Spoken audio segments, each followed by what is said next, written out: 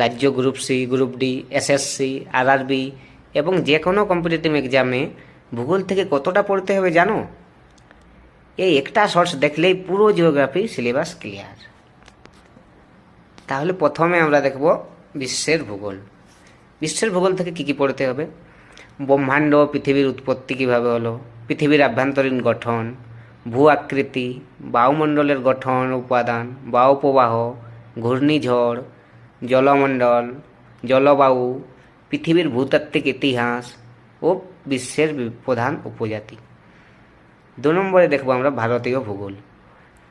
তাহলে ভারতীয় ভূগোল, ভারতের কি অবস্থান, হিমালয় পর্বত, উত্তর ভারতের সমভূমি, মালভূমি, দ্বীপ, মাটি, ভারতীয় বনভূমি, জলবায়ু, কৃষি, খনিজ সম্পদ, ভারতীয় শিল্প, পরিবহন ব্যবস্থা, বহুমুখী নদী পরিকল্পনা, ভারতীয় উপজাতি ও ভাষা।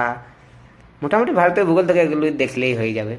এরপর 3 নম্বরে আমরা দেখব কি পশ্চিমবঙ্গের ভূগোল। এটি রাজ্যের যে কোনো পরীক্ষার জন্য খুব ইম্পর্টেন্ট। এটিকে আমরা 2 ভাগে ভাগ করে পড়ব, পশ্চিমবঙ্গের প্রাকৃতিক ভূগোল একে আর পশ্চিমবঙ্গের অর্থনৈতিক ভূগোল। তো প্রাকৃতিক ভূগোলের মধ্যে কী কী পাবো? প্রাকৃতিকে কি ভূপ্রাকৃতিক বিভাগগুলি পাবো, পার্বত্য, মালভূমি, সমভূমি, জলবায়ু, নদ নদী, মৃত্তিকা, স্বাভাবিক উদ্ভিদ। এবং অর্থনৈতিক থেকে কী পাবো? কৃষি, প্রধান প্রধান ফসল, খনিজ সম্পদ, শিল্প, পরিবহন ব্যবস্থা, জনসংখ্যা, পশ্চিমবঙ্গের উপজাতি, এগুলি।